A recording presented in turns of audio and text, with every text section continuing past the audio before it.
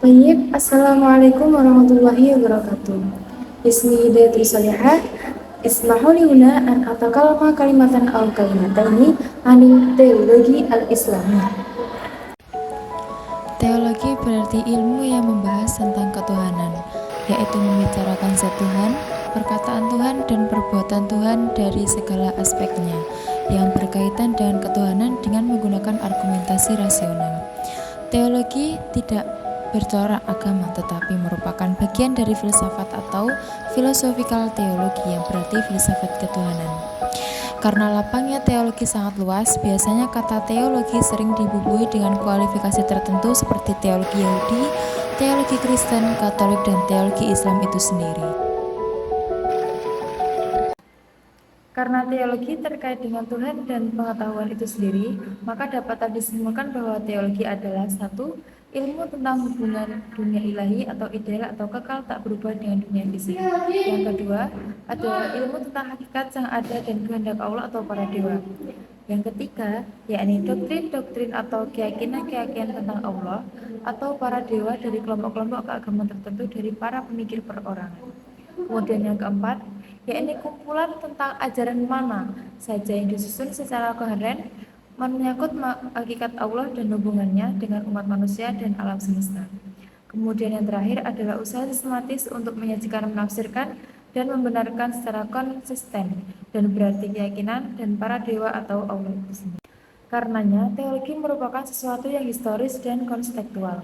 Ia bersifat historis karena terjadi di dalam suatu lingkup tertentu, misalnya kemunculan gereja dalam agama Kristen atau peristiwa tahkim dalam agama Islam.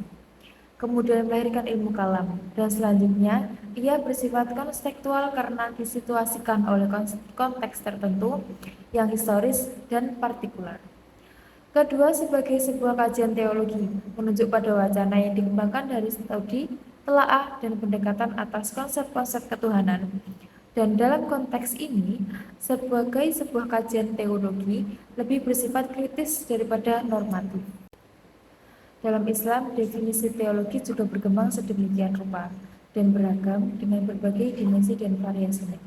Yang pertama, persoalan terpenting dalam menjadi perbincangan pada abad-abad permulaan Hijriah, apakah kalam Allah itu qadim atau hadis?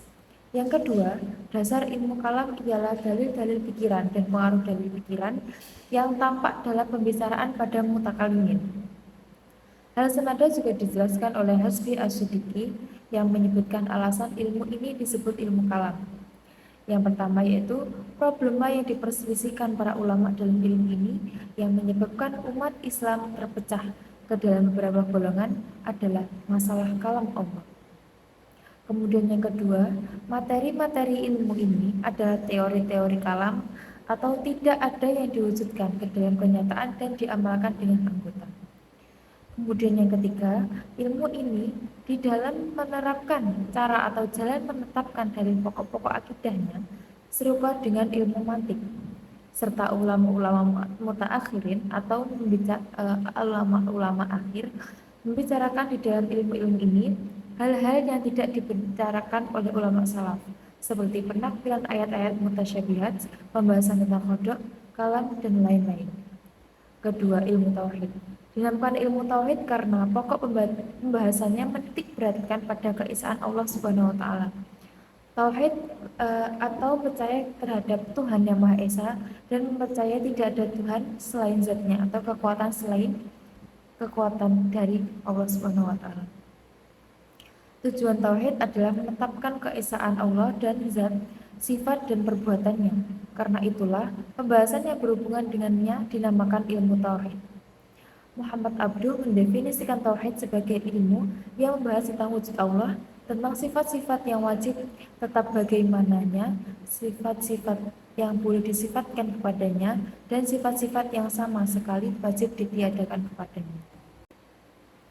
Sekian sedikit penjabaran dari saya mengenai teologi Islam, dan saya membuat video ini untuk memenuhi tugas ulangan di tengah semester mata kuliah Teologi Islam yang diampu oleh Bapak Abdul Rauf Hasbullah, MPDI. Semoga video ini bisa menjadi sebuah pengetahuan baru atau penjelasan yang dapat bermanfaat bagi kita semua. Tayyib wa syukran kasir ala husni ihtimamikum wa atubu afan in wajadtum al akhta wa wadat minni wal akhir wassalamualaikum warahmatullahi wabarakatuh.